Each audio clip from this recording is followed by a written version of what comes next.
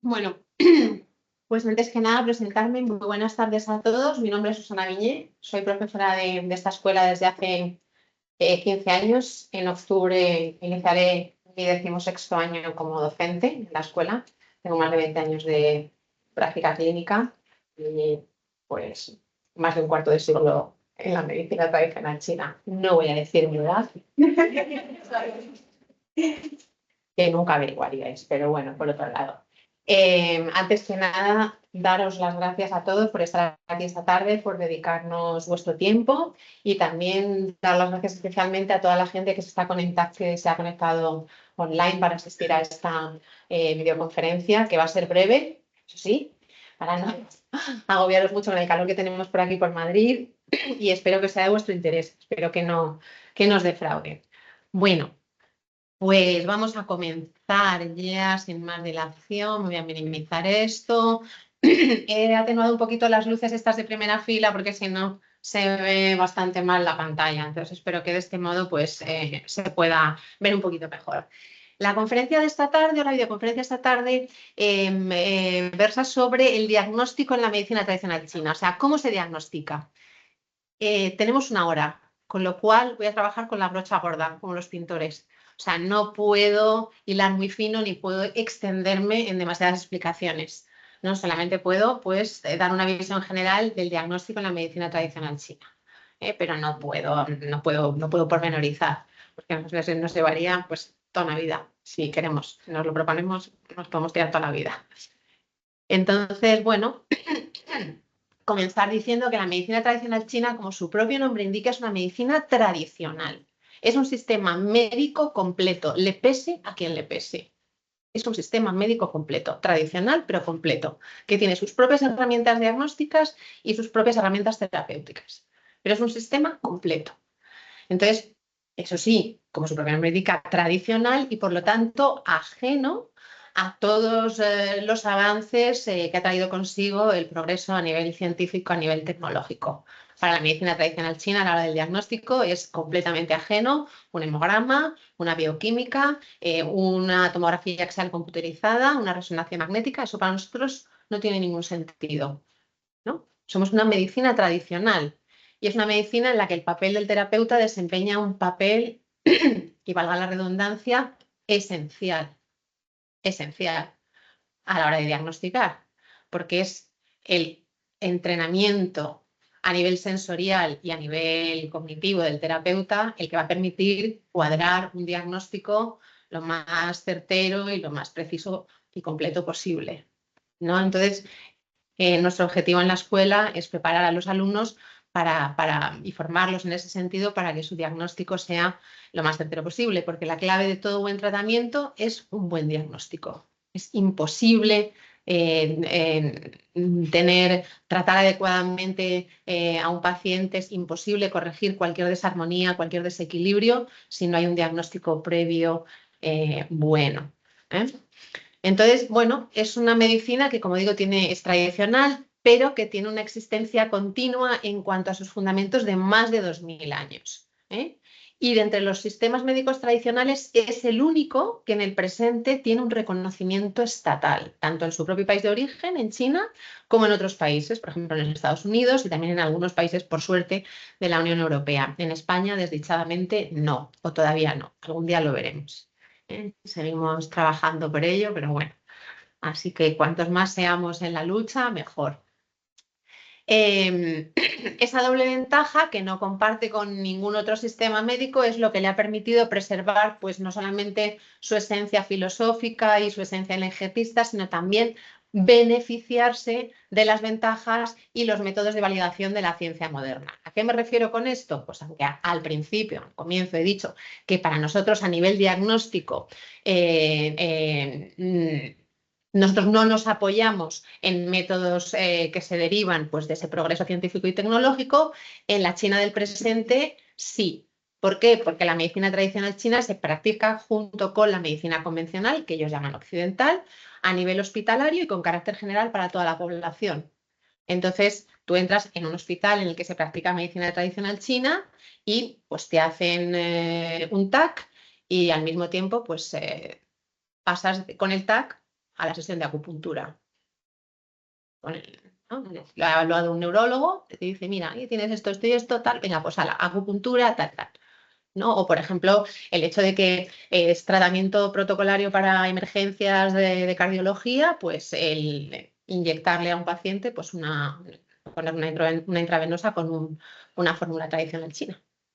Eso aquí es impensable, pero allí sí, ¿no? Entonces, por eso digo que es una ventaja que tiene, ¿no? Y luego también a nivel estudios, ¿no? A nivel estudios, pues los estudios de medicina en China pues son troncales hasta unos ciertos años y luego ya hay una derivación. Entonces, pero en principio, o sea, cuando todo el mundo quiere estudiar medicina, estudian unos años en común y luego ya, o sea, no hay separación, ellos lo viven así, en la China del presente. Entonces, este sistema médico nuestro, aunque es un sistema muy completo en sus bases filosóficas, que son sobre todo taoístas, en sus fundamentos teóricos, los dos pilares teóricos básicos sobre los que se sustenta todo el corpus teórico de la medicina tradicional china son la teoría del yin y del yang y la de los 5 reinos o 5 elementos. Y luego también la actuación clínica, incluyendo dentro de esta actuación clínica pues, los métodos de diagnóstico que tenemos y las herramientas terapéuticas que tenemos, que son únicas, nuestras, peculiarísimas y muy propias, pues a pesar de todo ello, como digo, pues sigue siendo un sistema tradicional y eso queda reflejado muy bien también en el diagnóstico.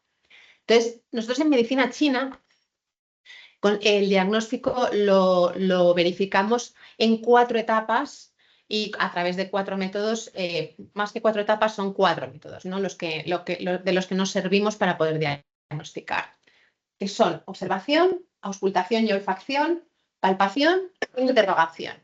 Entonces, los 3 primeros métodos, como estamos viendo, se basan en el uso de los órganos de los sentidos, ¿no? Observo, miro, escucho y huelo, o sea, auscultación y olfacción van juntas porque el verbo que se utiliza en chino para ello es único, ¿no? O sea, es escuchar y oler al mismo tiempo. Entonces, por eso se colocan juntas estas 2 categorías.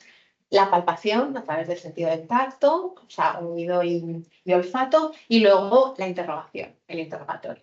Entonces, como digo, los 3 primeros métodos están basados en los órganos de los sentidos y el cuarto se fundamenta sobre todo en el conocimiento de las bases teóricas y de los fundamentos que tenga el terapeuta. Entonces, eso es importante. Entonces, el diagnóstico en medicina china pues está basado no solamente en la formación a nivel teórico que pueda tener el practicante de medicina china, el médico o el terapeuta, sino también y sobre todo en esa información que consigue a través de sus órganos de los sentidos y que tiene que tener convenientemente desarrolladas y convenientemente entrenadas para poder mejorar mucho, ¿no? Y para poder incrementar sus capacidades a nivel perceptivo para poder completar un diagnóstico mejor, ¿no? Entonces, con los métodos de diagnóstico, los 3 primeros basados en el uso de los órganos de los sentidos, lo que hacemos nosotros por lo general es valorar la forma en la que la patología se refleja en el exterior. Por ejemplo, nosotros los órganos no los entendemos como se entienden en Occidente, es decir, con el órgano con su asiento anatómico y su normal fisiología, fisiopatología, sino que para nosotros la concepción es distinta, los concebimos como esferas funcionales. Entonces, una esfera funcional engloba más que eso, ¿no? Entonces, para nosotros tienen asociados pues estaciones del año, colores, uno de los 5 reinos, se estudian uno de los 5 reinos también, hasta notas musicales, emociones, todo, ¿no? Entonces, por ejemplo, un paciente que tenga una patología de hígado, entendiendo el hígado como lo entendemos en la medicina tradicional china, por observación podríamos ver pues, que a lo mejor tiene una tonalidad de piel un poquito más verdosa o el tono base por debajo del tono huésped que puede haber en un paciente, pues sería siempre de ese tono un poquito más aceitunado. Va a ser una persona con un morfotipo determinado, un morfotipo más madera, es decir, una persona más, yo por ejemplo soy muy madera, una persona delgada, nervuda, con todas las penas muy marcadas, ¿no? O sea, esas características. Al mismo tiempo, también, por ejemplo, si una persona tiene una patología hepática, pues a lo mejor varía la coloración de la esclerótica del ojo. ¿no? Para nosotros lo que llamamos una ictericia yin o yang, pues refleja un cambio a nivel esclerótica ocular, y entonces pues es la esclerótica un poquito más amarilla, ¿no? Una persona que tiene un cuadro de calor interno siempre va a tener enrojecido el rostro. Si el calor es por exceso, va a ser todo el rostro el que va a estar enrojecido. Si el calor es por insuficiencia, solamente vamos a tener el rubor concretado en áreas determinadas del rostro, principalmente en los pómulos, ¿no? Lo que llamamos rubor malar. Entonces, para nosotros, pues por observación, o sea, se pueden saber muchas cosas, igual que escuchando u oliendo al paciente o a las excretas del paciente, ¿no? Las excretas hoy en día es más difícil poder evaluarlas, ¿no? Ver las heces, la orina, el vómito o la mucosidad de un paciente, pero antes era normal. De todos es conocida la frase: no me gusta el color de la orina de este enfermo, ¿no? Que la tenemos pues incorporada ahí de forma coloquial en nuestras conversaciones. Pues es que, claro, el médico antes veía todo eso en las vacinillas. Cuando no había taza turca, no había inodoro, la gente hacía sus necesidades en una vacinilla y el médico tenía oportunidad de valorar todo eso por el estado de las heces, por el olor, el color, la forma. Podemos saber también mucho de lo que está aconteciendo en el interior del paciente, pero insisto, disponemos solamente una hora y no me puedo extender demasiado, ¿no? Escuchamos, pues también ahora hablaremos un poquito, ¿no? La voz del paciente, cómo tose, cómo respira. Olemos, pues eso, el propio olor corporal que emana el paciente. Por ejemplo, una persona madera siempre va a tener un olor un poquito más ácido, o incluso si tiene el hígado un poquito sobrecargado, un olor que nosotros denominamos caprino, ¿no? Entonces siempre pues es interesante, ¿no? Tener en cuenta todos estos parámetros a la hora de diagnosticar. Y tradicionalmente en la medicina en Occidente también se tenían en cuenta, pero ahora se han perdido mucho. Y es muy triste. Entonces nosotros seguimos utilizándolos y son de extraordinaria utilidad. Además de estos métodos en los que utilizamos los órganos de los sentidos, el cuarto método para completar esa recogida de datos que nos va a ayudar a hacer el diagnóstico, nos basamos mucho en el interrogatorio, ¿no? El interrogatorio es una fase esencial del examen clínico, pues porque, en primer lugar, nos permite conocer información del paciente que de otro modo no podríamos saber, ¿no? Ya hemos visto que un terapeuta con un ojo bien entrenado, un olfato bien entrenado, un tacto bien entrenado puede saber muchas cosas de su paciente sin preguntarle una sola palabra, porque para nosotros la observación, la vista y el tacto, la palpación, incluyen además el glosodiagnóstico y el diagnóstico por el pulso, que dentro de la metodología que empleamos para diagnosticar merecen una consideración y categoría aparte por su importancia. Entonces, hay gente hay terapeutas que ni te preguntan, te toman el pulso, te miran la lengua, te ven y te dicen: plas, te voy a poner esto, tómate esto. Yo no soy tan buena y entonces yo necesito preguntar a mis pacientes para recabar esa información que no puedo conseguir de otro modo. Si un paciente me dice que le duele la cabeza, sin más, o sea, yo puedo hacerme una idea de qué tipo de dolor de cabeza puede tener por su pulso, pero es muy importante que él me describa cómo le duele, dónde le duele, ¿no? Si un paciente le interrogo sobre ese particular y me dice que tiene un dolor aquí, frontal o supraorbital y tal, nosotros esa cefalea es una cefalea de Yang-Ming con un componente digestivo importante. Si en cambio se lleva las manos a la zona temporal, me dices que a mí me duele esto, tal, es que es un dolor aquí que se me pone. Entonces, para nosotros esa cefalea tiene un componente madera, tiene un componente hígado y sobre todo vesícula biliar muy importante, ¿no? Entonces, necesitamos interrogar a nuestro paciente para conocer datos que de otro modo no podríamos saber o no sería muy difícil, ¿no? También es importante el interrogatorio porque nos permite recoger las percepciones subjetivas del paciente, es decir, nos permite escuchar al paciente describiendo lo que le pasa. Yo en eso le insisto mucho a los alumnos, digo, tienen ustedes que, yo los llamo de usted a los alumnos, si se animan ustedes a estudiar, si os animáis, el trato va a cambiar. Aquí esto es una disciplina oriental y el trato es como en Oriente de usted. Ahí se andan muy pocas tonterías. Entonces, a los alumnos siempre les digo, ustedes tienen que escuchar a sus pacientes, tienen que escucharlos, tienen que escuchar cómo explican lo que les pasa, porque en ese relato, en esa manera de narrar, ya les están indicando mucho, ya les están contando mucho, ¿no? Y se están revelando mucho, entonces es muy, muy importante, ¿no? Y luego, pues también porque a través del interrogatorio nosotros lo que hemos observado, lo que hemos visto, lo que hemos olido, lo que hemos palpado, pues lo podemos pues, validar o lo podemos eh, invalidar. O sea, podemos decir, pues mira, sí, era justo como sospechaba, o de repente pues dices, pues no, no, es que no me cuadra esto. ¿No? Por ejemplo, yo hace poco pues, tenía el caso de un paciente que decía, pero es que el motivo principal de la consulta es que tengo un frío atroz. Frío, es que un frío que no se me pasa con nada, frío. Paciente completamente rojo, saca la lengua tenía dificultades para extenderla, lengua roja, tal, no sé qué. Para nosotros todo eso es síntoma de calor, de muchísimo calor.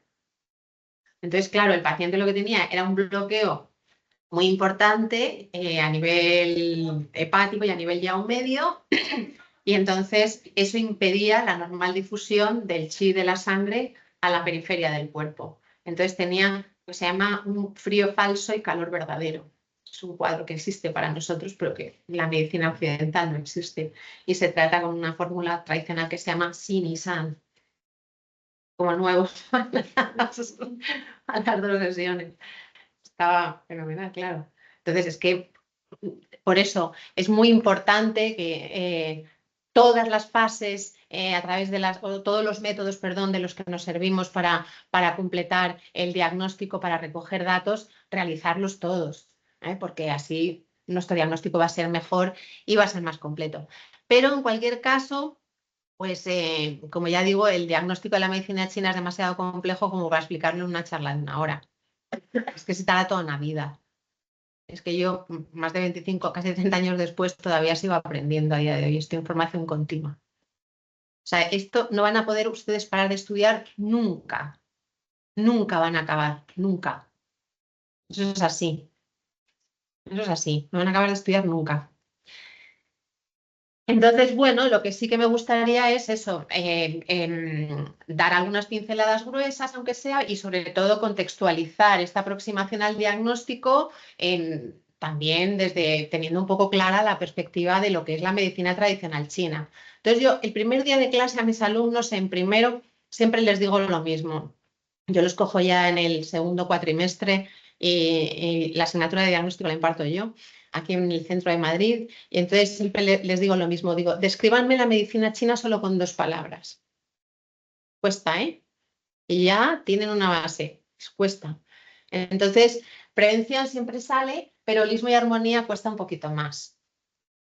Entonces, para mí esta tríada es esencial a la hora de definir un poco lo que es la esencia de la medicina china. Prevención, holismo y armonía o equilibrio como sinónimo de salud.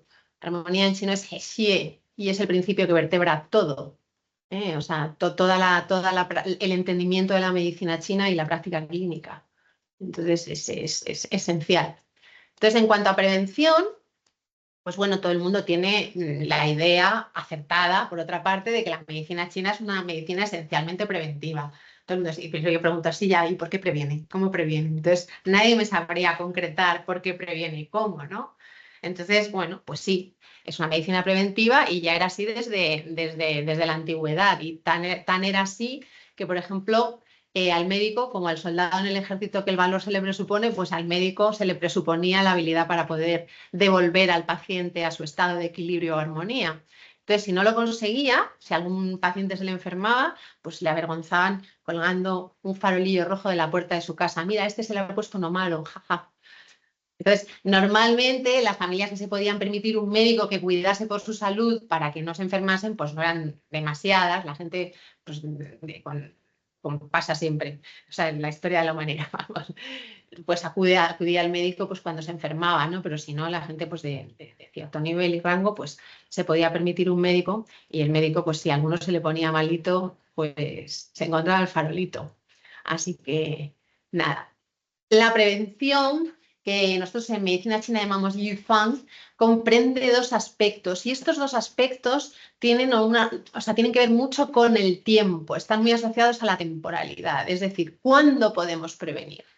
¿no? ¿Cuándo podemos prevenir? Entonces, podemos prevenir en dos momentos, entendemos nosotros en medicina china. Podemos prevenir antes de que la enfermedad aparezca o una vez que la enfermedad debuta, podemos seguir previniendo. Entonces, ¿ahí qué tipo de prevención podemos hacer? Ahí la prevención que hacemos es evitar una vicariación progresiva de la patología a un cuadro más grave y más severo. ¿Vale? Entonces, siempre se puede prevenir antes de que la enfermedad aparezca y una vez que la enfermedad ha aparecido a una evolución patológica no deseada y mucho más grave. ¿Vale? Entonces, eso es importante tenerlo en cuenta. Entonces, la prevención de la enfermedad antes de que aparezca, una buena higiene de vida. Higiene de vida como una dieta adecuada a nuestra edad y condición, lo que ahora se llama control psicoemocional, pero bueno, pues tradicionalmente eran prácticas pues como la meditación, la oración, o sea, todo tipo de prácticas espirituales o prácticas que nos ayuden a mejorar la gestión emocional, pues ahora está el coaching, el mindfulness, a mí me vale todo, miren ustedes, yo el ego me lo dejo sentado en la puerta de la consulta antes de entrar. Y ustedes, si se dedican a esto, deberán hacer lo mismo. O sea, lo único que importa es de qué se puede servir mi paciente para estar mejor. No de si yo tengo o no tengo razón o si sé mucho o poco. Eso no es importante, ¿no? Entonces, claro, pues es que yo voy a hacer mindfulness con menganito que me han dicho, pues hija mía, pues adelante, ole, fenomenal, que te va a venir estupendo para lo tuyo. Pues venga, voy a meditar 7 horas todos los días sobre un zafú. Tienes la espalda como la tienes, Julita, entonces mejor arrima el zafú a la pared, no vaya a ser que no aguantes las 7 horas, pero eso es todo lo más que me atrevo a decir, o sea, nada más. Equilibrio entre actividad física y descanso para nosotros es fundamental, compensar el trabajo y el descanso. Eso es muy difícil de valorar en el presente con los horarios que hay, con las vidas familiares que hay, con ya no solamente los hijos, sino personas que se tienen al cuidado, pues padres con Alzheimer, en fin, mascotas. La vida es complicada. Regularidad horaria, bueno, eso para unas personas es más fácil de mantener, pero para otras, pues por ejemplo, personal sanitario, compañera del metal, o sea, pues los cambios de turno, los trabajos nocturnos, por ejemplo, el personal de líneas aéreas también y tal, o sea, no les hables de regularidad horaria, es que tienen el tronco neurofisiológico completamente rodeado de esa falta de regularidad. Vivir adaptado al entorno y a los ciclos de la naturaleza, eso cada vez menos, o sea, comemos, como decía la canción, naranjas en agosto y uvas en abril. O sea, ya sería lo deseable, pero bueno. Antes, mis abuelos que eran campesinos en Castilla, pues mis abuelos se levantaban con el sol y se acostaban con el sol en verano y en invierno. Por lo tanto, las jornadas en invierno eran más cortas y en verano mucho más largas. Entonces, pues claro, eso es vivir adaptado a la naturaleza y a sus ciclos. Eso ahora con la luz eléctrica y con otras cositas, pues es impensable, ¿no?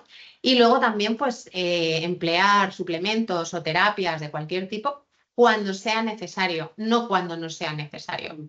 Que hay una actitud muy codiciosa en el presente entre todos nosotros, entonces que nos parece nunca que no tenemos bastante, siempre el vaso lo vemos medio lleno, queremos más, no nos sentimos suficientemente bien y estamos siempre suplementándonos. La palabra anti-aging, que la detesto cordialmente, anti-envejecimiento, pero anti-envejecimiento, pero si es que hay que envejecer, ¿no quieres envejecer? Hay que envejecer, es que es aprender a envejecer, ¿no? O sea, no sé, bueno, en fin, unos disparates que mejor lo dejo, no vaya a ser que coja carrerilla y me empale y ya tal, pero como están viendo, la prevención en medicina china antes de que la enfermedad aparezca se consigue sobre todo con una correcta higiene de vida, una higiene de vida en la que lo que prime sea el menos común de los sentidos, que es el sentido común. ¿eh? Ya lo tenemos no sé dónde, algunas personas, pero bueno, por ahí debe estar. Y luego, una vez que la enfermedad debuta, es decir, una vez que la enfermedad aparece, ¿cómo podemos prevenir? Yo siempre digo lo mismo, o sea, con un buen diagnóstico de inicio, un diagnóstico precoz bueno, un buen diagnóstico de inicio y con un buen seguimiento del paciente, un seguimiento adecuado del paciente. Para evitar eso que hemos visto, para evitar que un cuadro que, por ejemplo, no tiene sentido porque no lo van a saber entender, pero que un cuadro de insuficiencia de sangre se convierta en un cuadro de viento hepático, ¿no? O sea, para nosotros. Entonces, pues bueno, eso es importante. Anímense a estudiar medicina china. Les he lanzado aquí esta alerta de spoiler y entonces sabrán a qué me refiero cuando estudien. Entonces, pues bueno, claro. Y luego también decimos que la medicina china es esencialmente preventiva porque lo que trata de preservar es ese estado de equilibrio y armonía que aquí llamamos salud, ¿no? Ellos llaman equilibrio, armonía, que sí, tratan de preservar eso. Entonces, cuando esa armonía y ese equilibrio se pierde, proceden dos actuaciones principales, que es de cajón de madera, de pino de árbol, que diría mi abuela. O sea, la primera, saber cómo se ha roto esa armonía, cómo se ha roto. Y para nosotros eso cristaliza en un diagnóstico diferencial y sindrómico, es decir, en un síndrome. Nosotros, después de toda esa recopilación de datos que hacemos a través de esos 4 métodos que hemos evaluado, pues llegamos a una conclusión diagnóstica y esa conclusión diagnóstica responde a un patrón clásico y ese patrón se llama síndrome. Y entonces para nosotros lo importante es lo primero ver cómo se ha roto esa armonía. Entonces, ¿qué síndrome tiene este paciente? Pues tiene una insuficiencia de sangre, tiene un exceso de calor, tiene una acumulación de humedad en el llano inferior, tiene lo que sea. Entonces, determinar esa manera y luego, claro, también de cajón madera, pino árbol, devolver al individuo a ese estado de equilibrio, ¿no? Natural. Y para eso nos servimos de las herramientas de que disponemos en la medicina tradicional china y que, como anticipaba al comienzo de la presentación, pues son únicas y peculiarísimas nuestras. Muchas de ustedes conocen ya algunas de ellas, ¿no? Por ejemplo, la acupuntura, la moxa, las ventosas, el tuina, la fitoterapia, porque antes no era fitoterapia porque se utilizaban materias de otros reinos además del reino vegetal, pero hoy en día es fitoterapia porque estamos reducidos por la vigente normativa pues al uso únicamente de plantas y de materias de origen vegetal. Pero bueno, la auriculoterapia también es otra de las herramientas, o sea que tenemos muchas que podemos combinar para restituir al paciente, para restituir a esa persona que acude a vernos, pues a ese estado de armónico que es la salud, ¿no? Entonces, la segunda de las características que describe a la medicina china, además de ser una medicina preventiva, como decíamos, es el holismo, ¿no? Es una medicina holística. Entonces, el holismo, ese concepto yo creo que no, voy a ir rápido porque yo creo que todos ustedes lo tienen más o menos claro, ¿no? O sea, implica entender que no hay separación entre los distintos planos del individuo. No hay esa separación, no se da. Todas las partes, o sea, todas las partes de las que nos componemos forman un todo global indisoluble. Y eso es común a la medicina tradicional china y a otras medicinas tradicionales también, como la ayurvédica o la tibetana, también algunas medicinas de América Latina y tal, pero el entendimiento en todas ellas del individuo siempre es el mismo y se concibe como un todo global. Entonces, esas partes de las que nos componemos se disponen como en una especie de estructura holográfica, sería pues como una especie de patrón de muñecas rusas, ¿no? Por así decirlo, que comprendería distintos aspectos que van desde los más densos o desde el plano más denso hasta los más sutiles, ¿no? Entonces, todas esas partes pues son interdependientes, están interrelacionadas de tal manera que lo que acontece en una de ellas es posible, o sea, ver cómo afecta a la totalidad.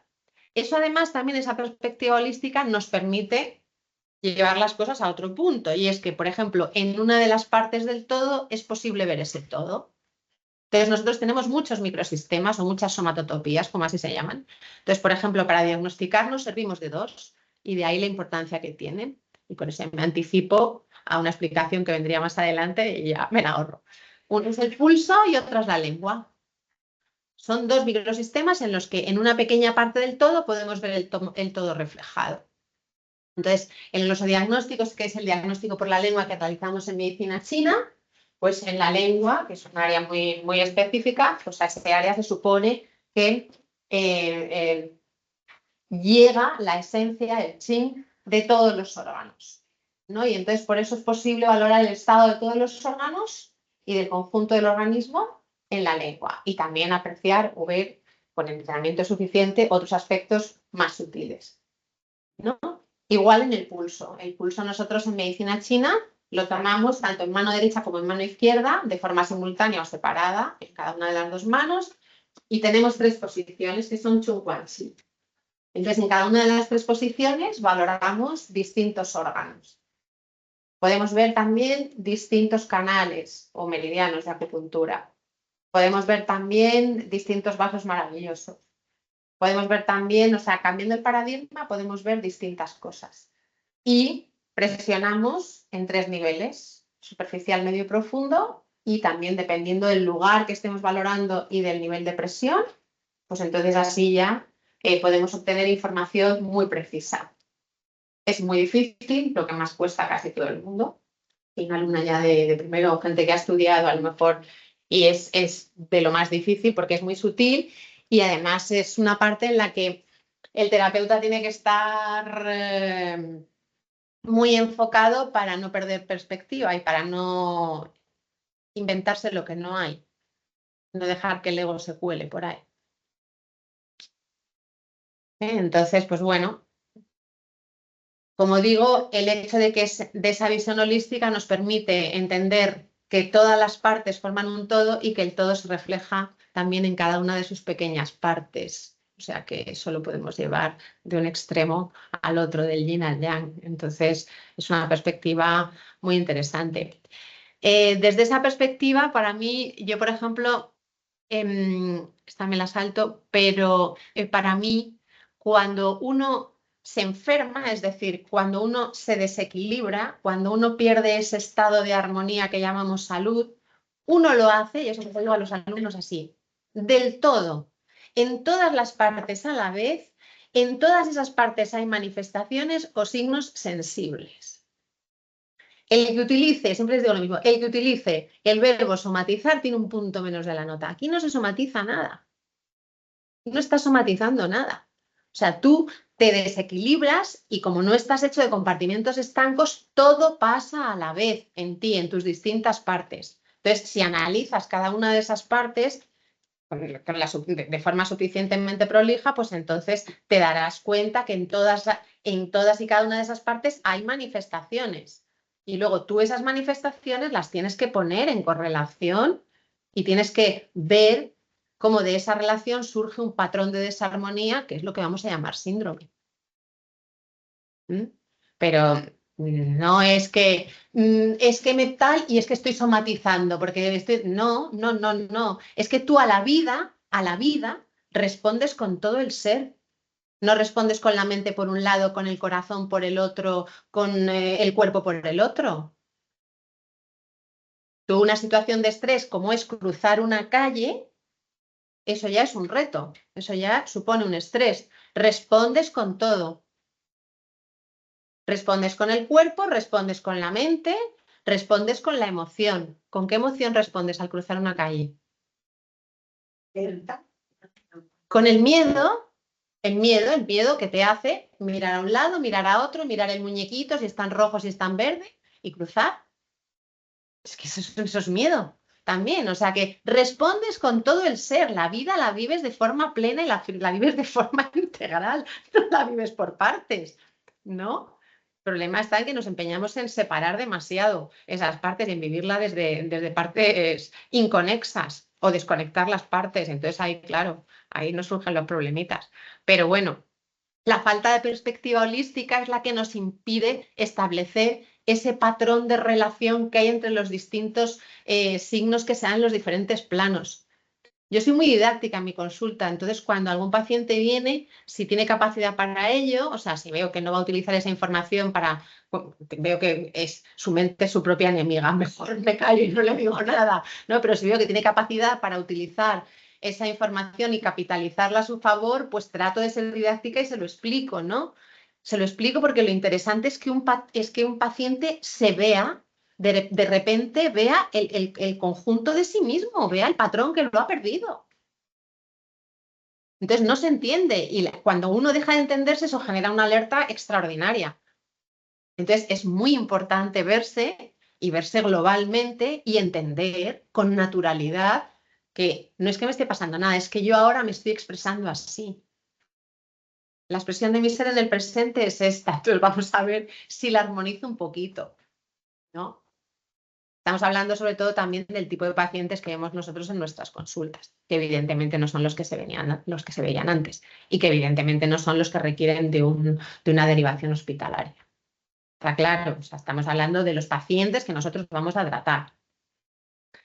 Bien, entonces, un terapeuta entrenado es capaz de ver todos esos síntomas en los distintos planos y de establecer entre ellos esa correlación, es decir, de ver ese patrón de desarmonía, de ver cómo se relacionan y cómo se interconectan entre sí. Yo a mis pacientes, a mis alumnos en primero, siempre les pongo estas dos imágenes y les digo, son dos fractales. No voy a entender ahora la explicación de lo que es un fractal, porque si no es que no acabo nunca. Y está jugando España. Entonces, van a jugar a la serie. Y yo aquí. Bueno, ¿cuál parece más armónico? ¿Cuál les parece más armónico? ¿Cuál os parece? El de la derecha. El de la izquierda no.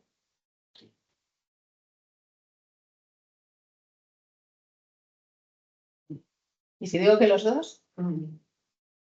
Claro, es que cada uno tiene su armonía diferente. Entonces, este sería yo en estado armónico saludable y este sería yo en estado patológico. Aquí hay un patrón que en su inarmonía, en su desarmonía, es absolutamente armónico, aunque pueda parecer una palabra. Es que es así. Entonces, esa visión holística y esa visión que tenemos es la que nos permite ver a las personas, no ver casos clínicos. El otro día me dijo una alumna, tengo un caso muy chulo ahora, digo, retira lo que acabas de decir. Un caso muy chulo. Digo, tienes una persona que ha ido a verte. Un caso muy chulo. Eso me suena, o sea, tengo una toracocentesis estupendísima que hacer tal. Pues eso lo dejamos reservado. No. O sea, nosotros estamos tratando con personas y nosotros no vamos a hacer prêt-à-porter, como hacen en Zara. Nosotros hacemos trajes a medida del paciente. ¿Vale? Entonces, ya tenemos prevención, ya tenemos holismo y nos quedaría armonía, nos quedaría equilibrio. Entonces, el estado de equilibrio, de armonía en la medicina china se entiende pues, de un modo muy taoísta, ¿no? Entonces, es un estado en el que uno se siente pleno y completo en sí propio y al mismo tiempo se siente uno con el todo.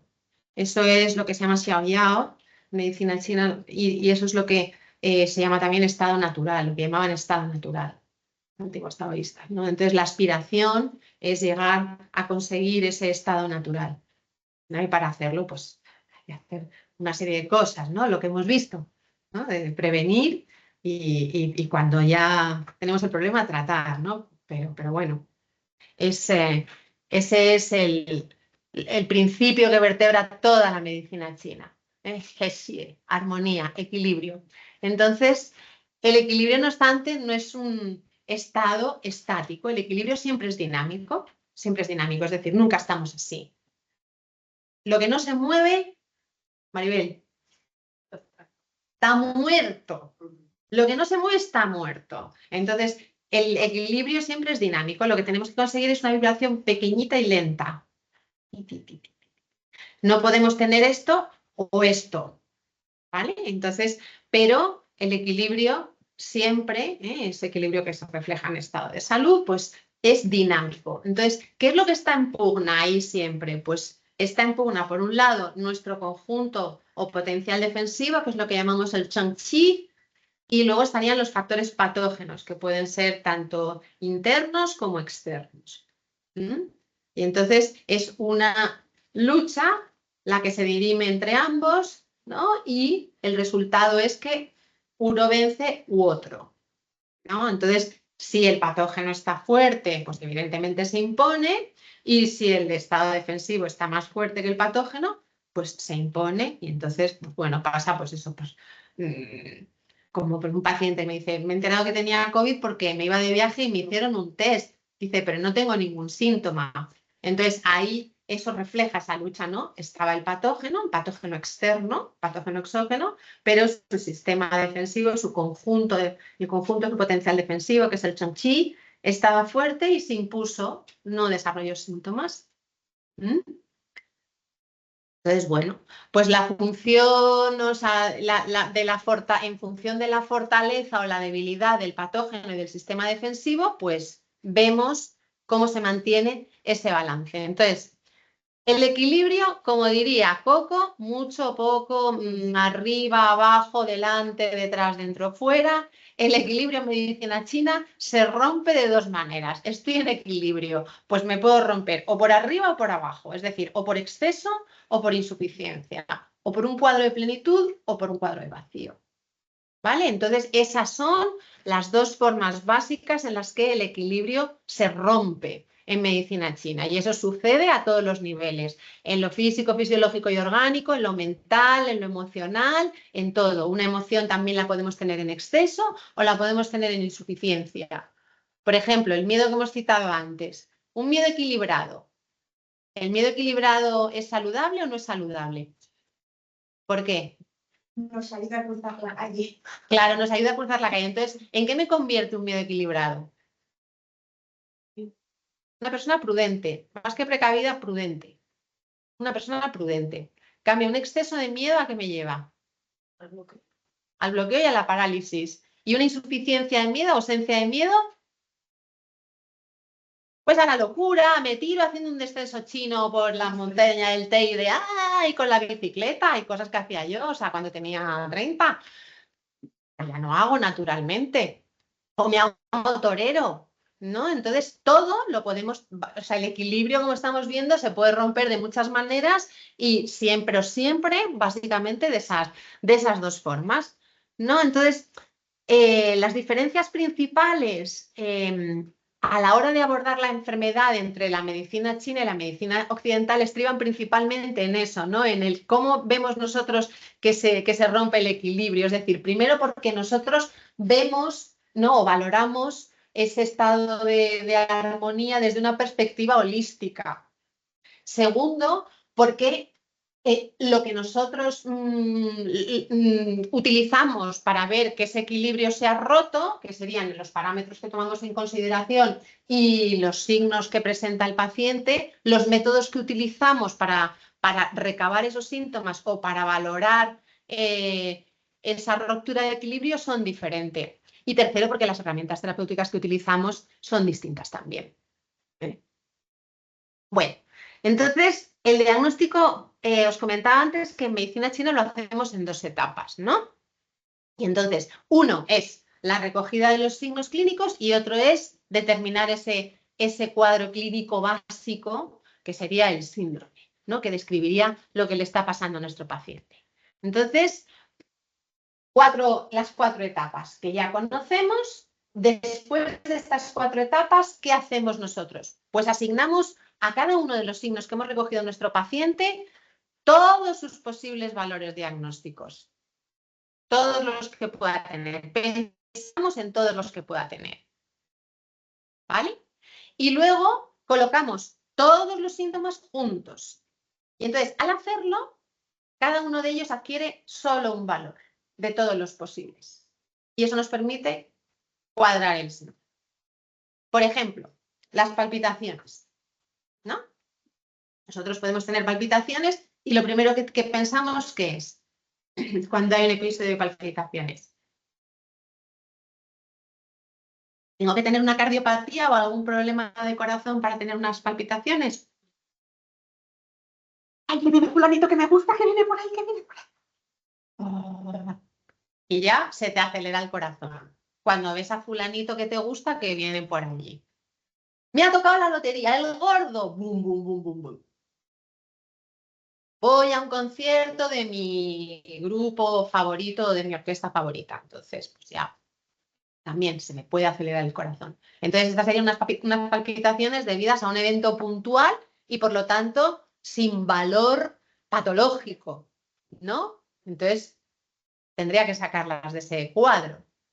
En cambio, si esas palpitaciones, por ejemplo, aparecen en un cuadro en el que además la paciente, que es una mujer, tiene el rostro pálido, la lengua pálida, las uñas pálidas, estriadas, frágiles que se abren a capas, el pelo lo tiene marchito, las puntas abiertas, se le cae, la piel la tiene seca, está estreñida. Entonces, para nosotros ahí esas palpitaciones obedecen a una insuficiencia de sangre. La insuficiencia de sangre sería general, pero el episodio de las palpitaciones nos indicaría que también el corazón está afectado. También hay una insuficiencia de sangre, probablemente de yin también de corazón. ¿Entienden lo que les explico? Entonces, eso es lo que hacemos. Entonces, estas son las 6 acciones principales que hacemos. Entonces, de esas 6 acciones, en realidad, son 4, pero 2 de ellas, como decía, tienen una categoría especial dentro de la medicina china por su importancia. Porque además en la semiología de la medicina china, todos los cuadros clínicos se describen siempre. Y además, así, por ejemplo, se aconseja a los alumnos, se redactan historias clínicas de sus pacientes. Yo, por ejemplo, todos los días escribo, tengo vocación amanuense y todos los días escribo el caso que tengo, la evolución de los síntomas, la lengua y el pulso. Entonces, en la descriptiva siempre hay que incluir lengua y pulso. Siempre, siempre, siempre. ¿Vale? Entonces, son, insisto, la observación, olfacción y auscultación y la palpación, órganos de los sentidos, el interrogatorio y dentro de la observación la lengua y dentro de la palpación el pulso. ¿Vale? Pero estas son las. Entonces, ¿qué es lo que observamos, escuchamos y preguntamos? Pues eso lo podemos hacer cuando el paciente llega a consulta, ¿no? Y le empezamos a interrogar, motivo principal de consulta, que le trae por aquí, y mientras nos va contando y nosotros le vamos preguntando, al propio tiempo, pues ya también vamos observando. Nos fijamos en todo, nos fijamos en el color de la cara, nos fijamos en cómo nos habla, en cómo está sentado. No es lo mismo un paciente que está sentado así que un paciente que está sentado así. Puede que no esté cansado, que lo que tenga sea una insuficiencia de chi y sobre todo o de yang chi en general o de chi de pulmón, por ejemplo. Si se acompaña de desgana al hablar y una voz flojita, está claro que es insuficiencia de chi de pulmón. El paciente no nos ha dicho nada, pero nosotros ya hemos hecho una primera aproximación, una primera valoración diagnóstica. Entonces, observamos y escuchamos, preguntamos, olemos y palpamos, miramos la lengua, tomamos el pulso y ya tenemos reunidas todas las piezas del puzzle. Y entonces, ¿qué nos falta? Nos falta ponerlas todas juntas, ver cómo se hace el puzzle y entonces ver qué imagen es la que se ocultaba detrás de todas esas piezas. Es lo que acabamos de ver con las palpitaciones, porque si yo palpitaciones la pongo en otro contexto, tiene otro valor diferente. O puede tener otro valor diferente. Por ejemplo, insuficiencia de yang chi de corazón. ¿Vale? Entonces, es importante que si yo me encuentro una pieza de puzzle azul, puede haber muchísimas piezas de puzzle azul. Yo tengo que verla con el resto de piezas que he recogido de ese paciente y ponerlas todas juntitas. Y entonces así ya hago el puzzle completo y ya entonces cuadro el síntoma. ¿Qué es lo que miramos nosotros? ¿En qué aspectos nos fijamos, por ejemplo, cuando trabajamos a nivel visual, ¿no? Trabajando con el sentido de la vista? Wang, ¿qué es observación en chino? Pues miramos el Shen. ¿Qué es el Shen? El Shen es el espíritu de la persona, ¿no? Cómo se refleja ese espíritu, esa viveza que tiene una persona. Tú puedes ver una niña de 8 años pues con el Shen muy apagado y un anciano de 90 con unos ojos vivos, ¿no? A pesar de un espíritu brillante, ¿no? Que el Shen, decimos nosotros en medicina china, pues que se asoma sobre todo a los ojos, ¿no? Entonces, pues ahí mirando a los ojos de una persona se ve mucho. También miramos el morfotipo, la morfología de una persona, su constitución.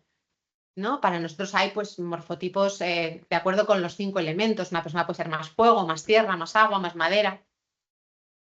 Miramos también el rostro, la expresión, el color, si hay un color base y un color huésped, es decir, que por ejemplo a lo mejor todos tenemos una tonalidad que es la propia nuestra, pero por encima de esa tonalidad sobrepuesta puede haber otra. Ahora, por ejemplo, en verano estamos todos un poquito más enrojecidos. ¿Por qué? Porque hay calor. Pero, por ejemplo, ella tendría una tonalidad amarillenta, un poco pálida, ella es más bien pálida.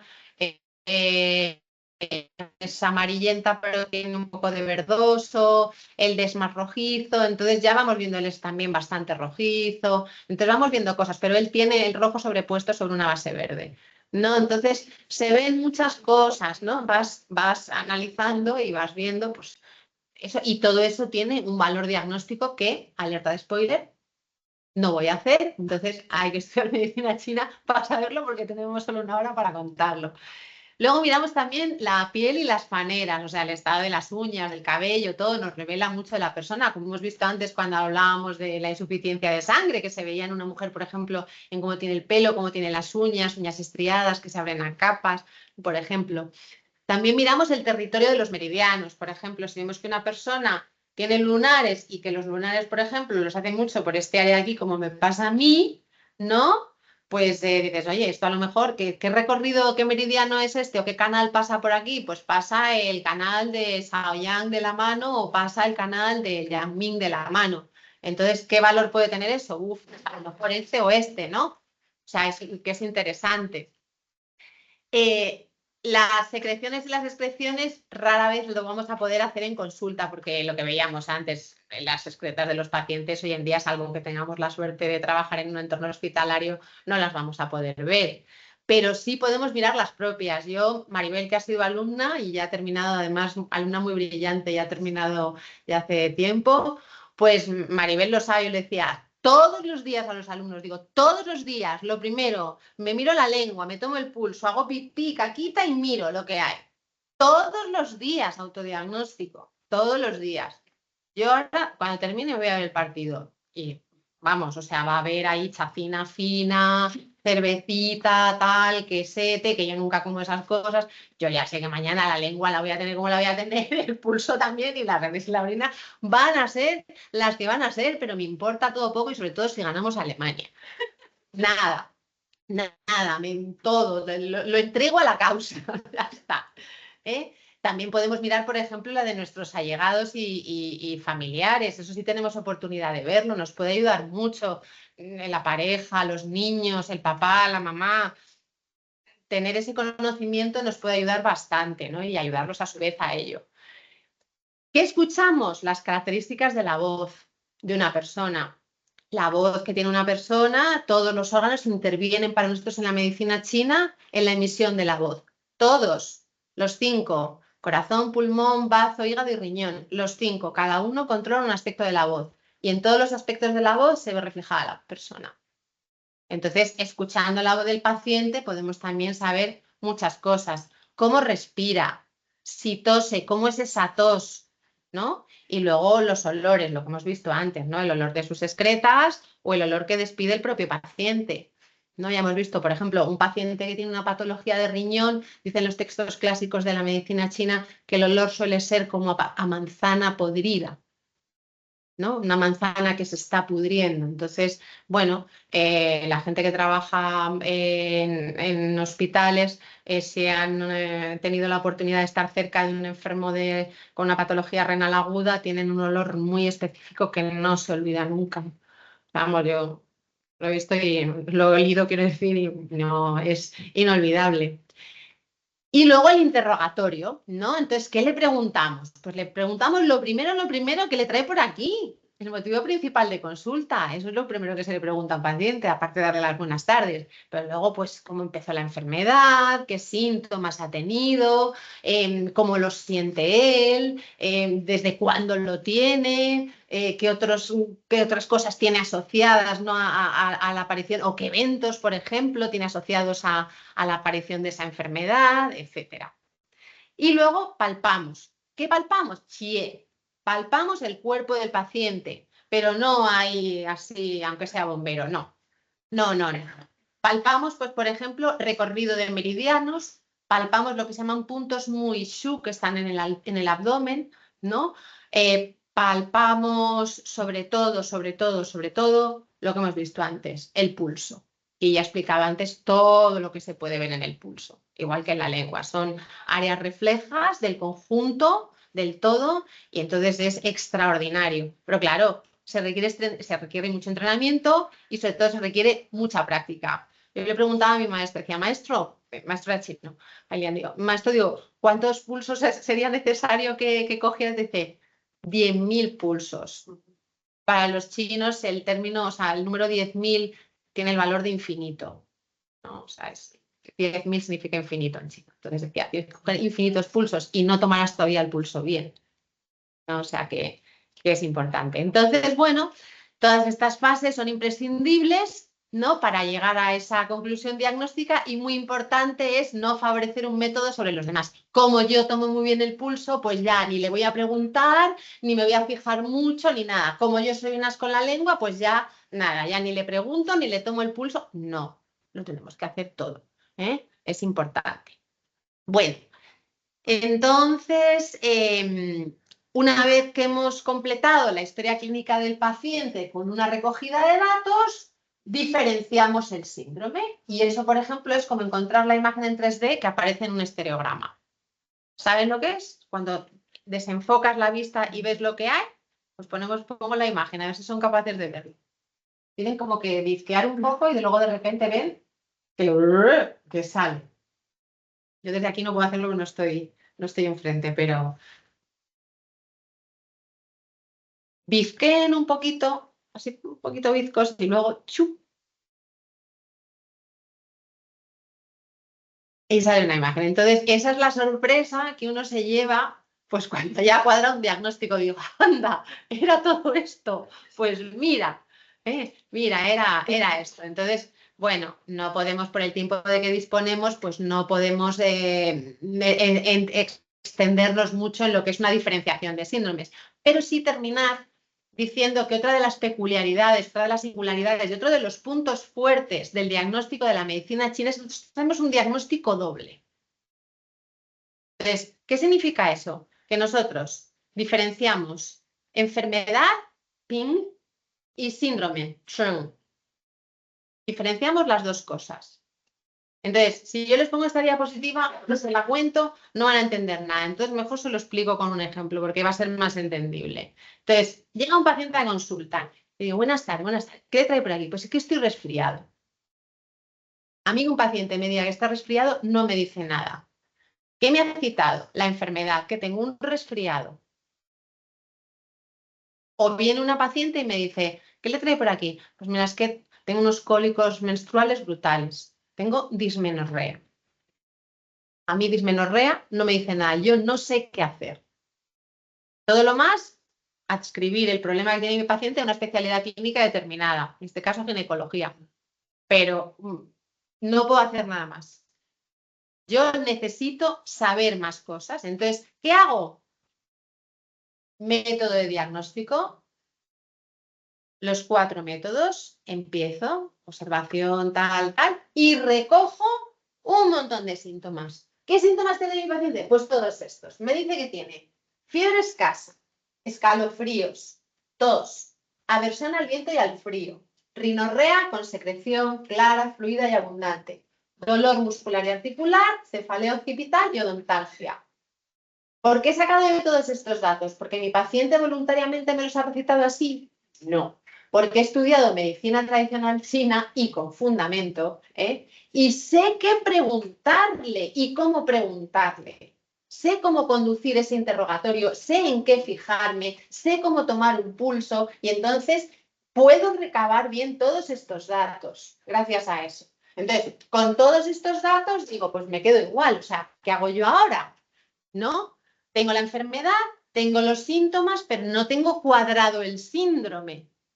Entonces, ya hemos dicho que no nos podemos extender en explicar la diferenciación de síndromes aquí en una hora, pero sí que es como unir todas las piecitas de ese puzzle y que cobren una forma.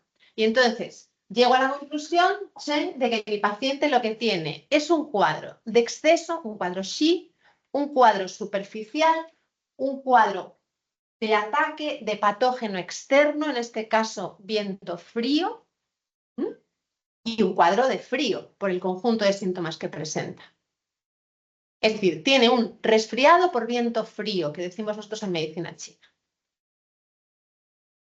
Entonces, como ya sé que tiene un resfriado por viento frío y no por viento calor, que tendría otros síntomas completamente diferentes, por ejemplo, un resfriado por viento calor, mi paciente tendría cefalea, ojos rojos, dolor de garganta y fiebre.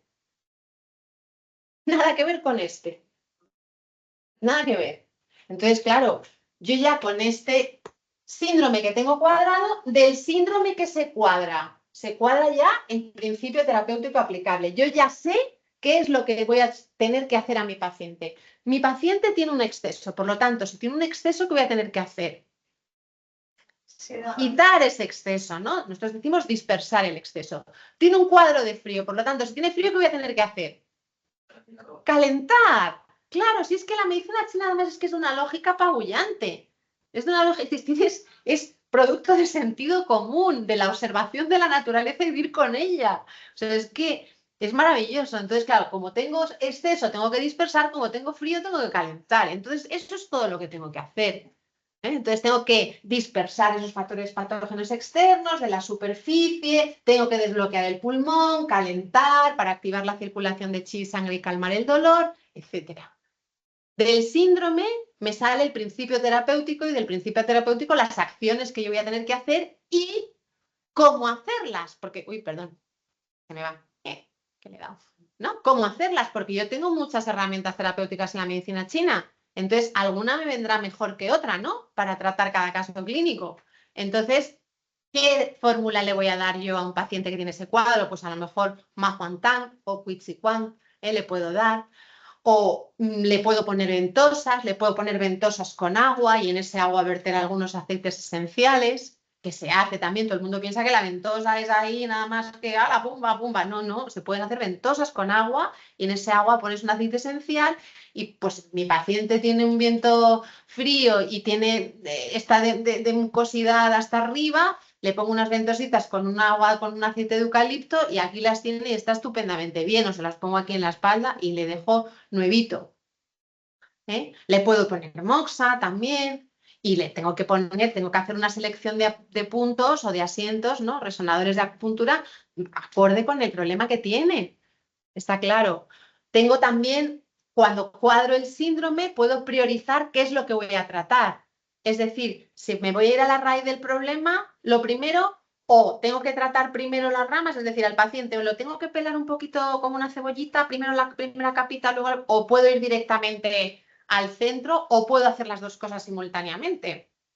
Es decir, yo me puedo resfriar porque hace mucho frío o porque yo estoy debilucho. Entonces, si me resfrío porque estoy debilucho, la raíz del problema, ¿cuál sería? ¿El frío o que estoy debilucho? Que estoy debilucho. Entonces, a lo mejor no hace mucho frío, pero como yo estoy hecha una flor de estufa, pues entonces viene cualquier céfiro del norte y me deja ya malita. Entonces, pues claro, tendré que dispersar todos esos patógenos que me han atacado, ese viento frío externo, pero también tendré que tonificar ese conjunto defensivo que antes llamábamos Chen-Chi para que no estar enferma toda la temporada fría, ¿no? Todo el invierno.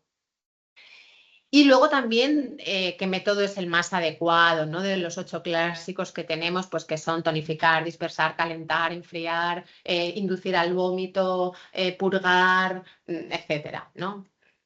Favorecer la diaforesis, pues bueno, tendríamos que elegir cuál es el que nos viene mejor para resolver cada caso clínico. Pero para mí lo importante en el día de hoy es que os quedéis sobre todo con esta idea súper resumida. ¿Cómo nosotros vamos a la medicina china, cómo la entendemos? Como armonía principalmente. Desde una perspectiva holística, como armonía. Entonces, cuando nos desarmonizamos, ¿qué acciones cabe hacer? Pues la primera, saber qué me pasa. Y la otra, corregir lo que me está pasando. ¿Saber qué me pasa? ¿Cómo? Diagnosticando, ¿no? Para eso utilizo 4 métodos: observo, escucho, huelo, palpo, interrogo. Y todo eso cristaliza en un síndrome, el puzzle ya hecho. De ese puzzle, o sea, de ese síndrome, principio terapéutico aplicable, es decir, qué tengo que hacer y cómo tengo que hacerlo. Y cuando ya sé lo que tengo que hacer y cómo hacerlo, pues elijo alguna de las herramientas terapéuticas de que dispongo, acupuntura, ventosa, moxa, tuina, etcétera, fitoterapia, aurículo y a proceder. Ya está. Y ya lo tenemos. Entonces, bueno, pues si vuestra curiosidad ha ido aumentando exponencialmente a lo largo de esta charla, no lo dudéis y estudiad medicina china, sabiendo que no sois vosotros los que elegís a la medicina china. La medicina china elige, ella. Estamos aquí por algo. Claro, pero muchos son ya los llamados y pocos los elegidos. Entonces hay que currar muy duramente para resultar elegido. Y te cambia la vida, ¿eh? La medicina china no es una broma. La medicina china te cambia la vida. Te la cambia por completo, porque te cambia la visión que tienes sobre todo. Sobre todo. Así que muchísimas gracias a todos los presentes, presenciales y virtuales. Y nada, con esto damos por terminada la charla de hoy. Así que nada. No hay preguntas, que bien me explico, cada día lo hago mejor. ¿Alguna pregunta que queráis hacer vosotros?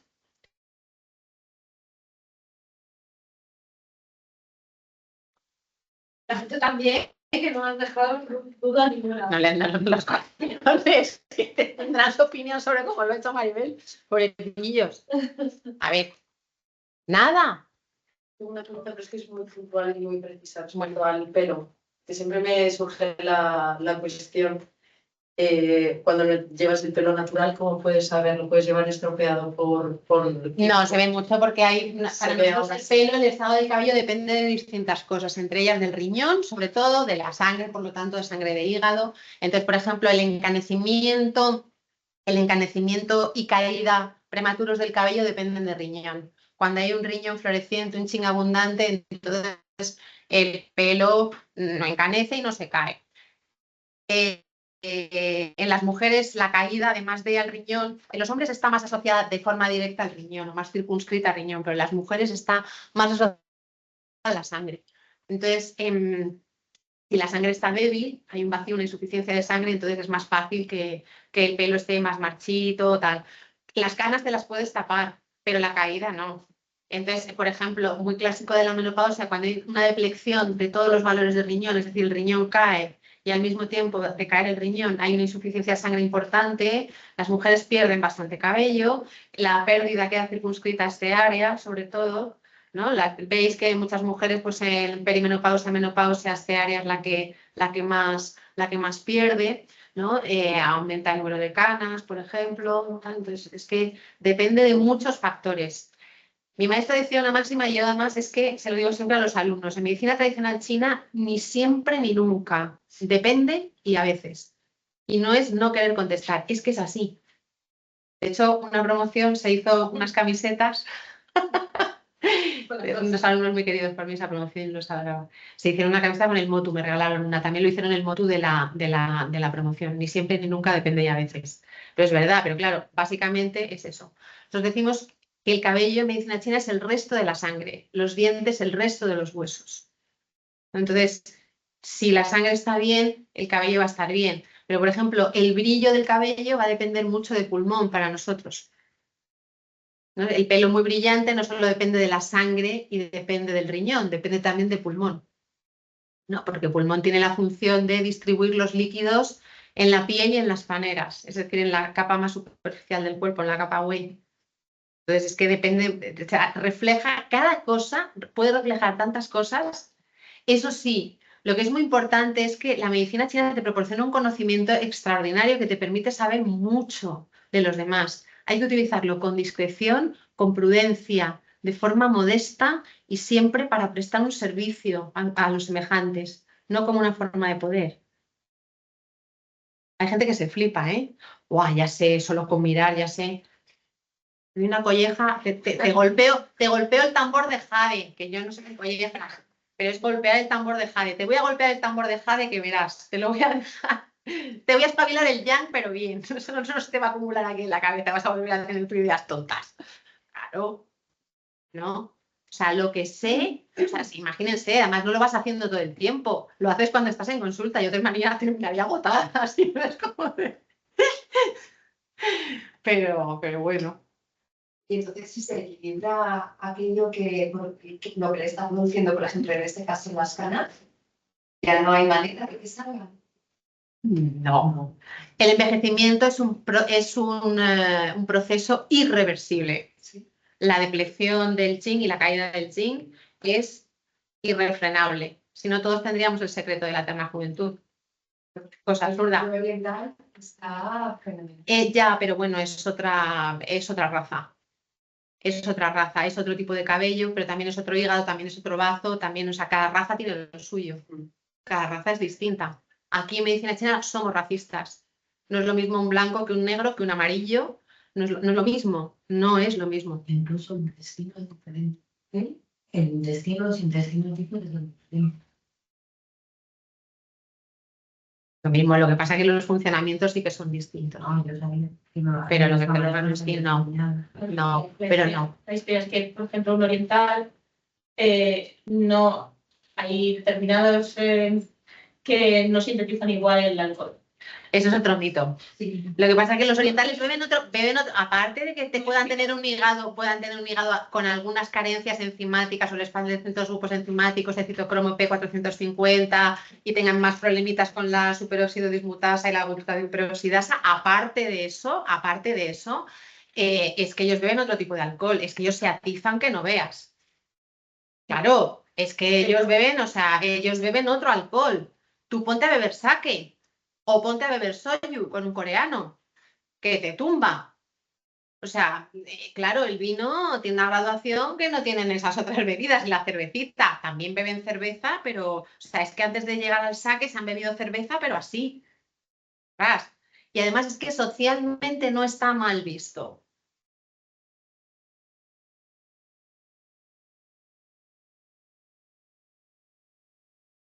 Es algo social, no vamos a entrar, eso es ajeno a la medicina china. Eso es algo cultural y es algo social. Pero vamos, que no, nos hemos apartado del tema. No. Bueno, entonces, ¿alguna cosa que les resulte curiosa o algo que quieran saber? Mira, bueno, yo me hago sesiones de acupuntura, pero es cuando me coge alergia al frío. Pues. Con eso me pasa, es la única cosa que me pasa, porque la medicina no me sirve para nada. Entonces, ¿qué es lo que pasa? Que hice exámenes de alergia y no tengo alergia a nada. Entonces, yo no sé si es efecto de eso, de la acupuntura, o no sé qué es lo que le cambia eso.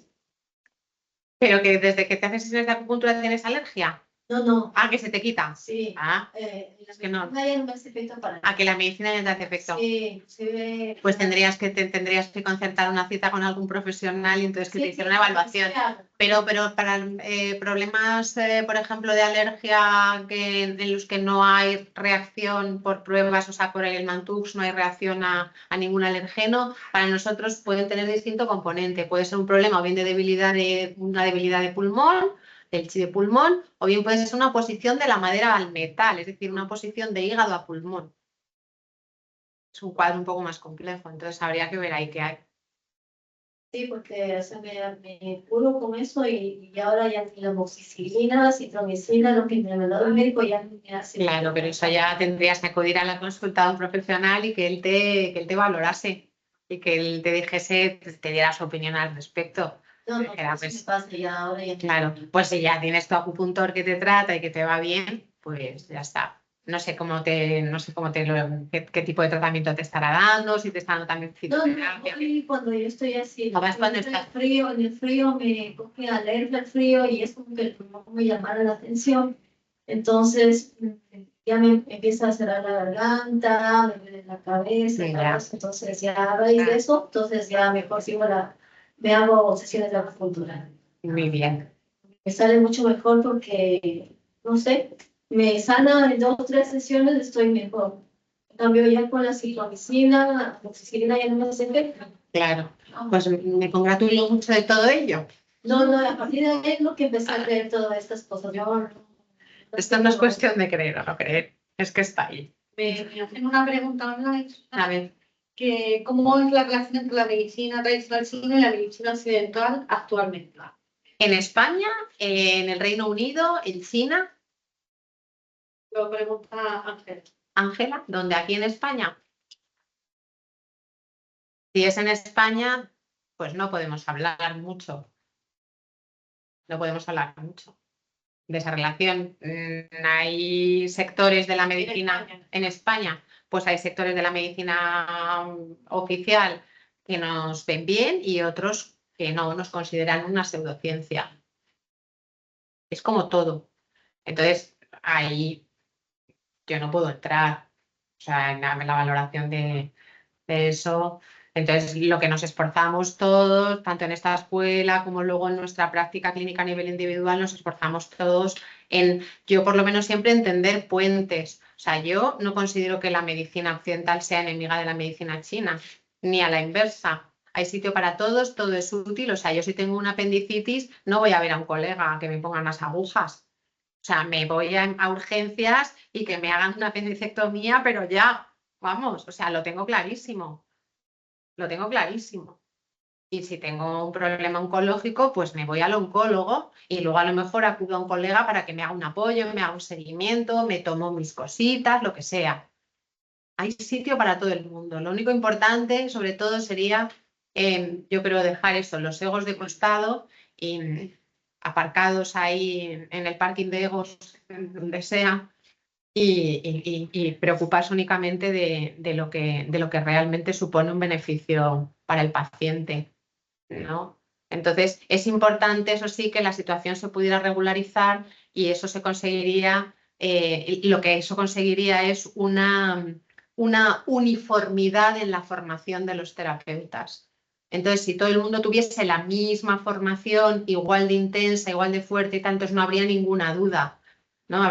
Si todo el mundo pasase unos exámenes con una validez y un reconocimiento a nivel estatal, entonces eso, claro, nos permitiría, y de todas las escuelas que hay, no es por hacer publicidad, pero esta, sinceramente, es la que más se acerca a eso, ¿no? O sea, el día que esto tenga un reconocimiento, nosotros actuamos en la escuela, se lo puede decir Maribel, conforme a Plan Bolonia, entonces tenemos el mismo sistema crediticio, todo. Entonces, el día que esto se regularice, yo voy y digo, mire, perdón usted, pero es que ya tengo todo esto, tal, estas horas de práctica, esto no sé qué, estos créditos, la carga lectiva que tiene esta formación es superior a la de muchas carreras, ya de muchos grados, muy superior, hay que estudiar mucho, mucho.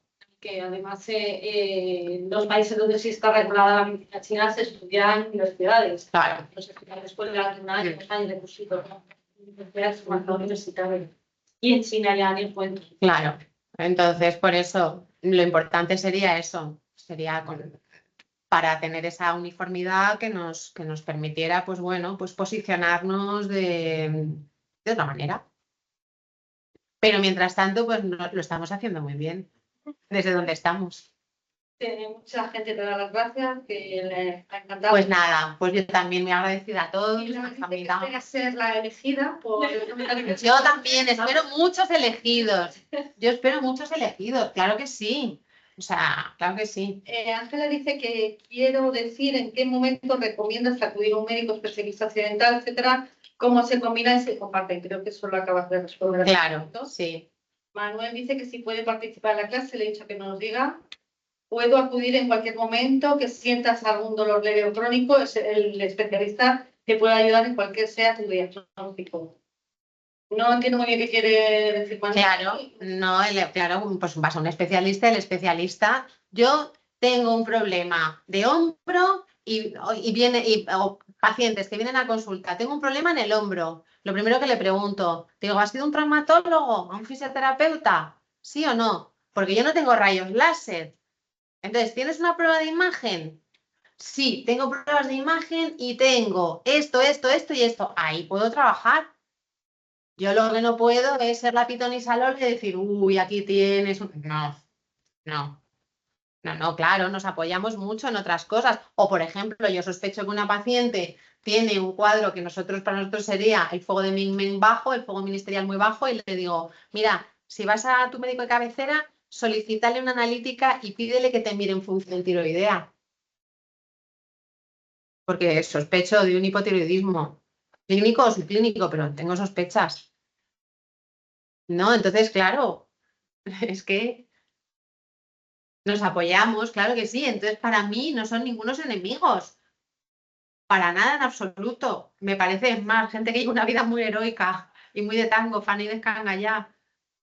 Ustedes saben lo que es ver, pues yo qué sé, o sea, yo tengo un amigo que es psiquiatra y se ve a lo mejor 16 pacientes en un día. Un psiquiatra. Eso es una locura. Eso es una locura. Claro. Llevan vidas muy heroicas, se esfuerzan mucho. Entonces, bueno, pues nosotros también tenemos que esforzarnos y dar lo mejor de nosotros mismos. Así que, Ya está. pues ya está.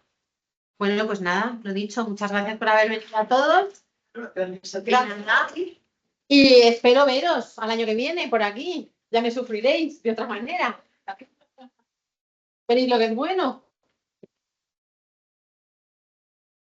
Veréis lo que es bueno.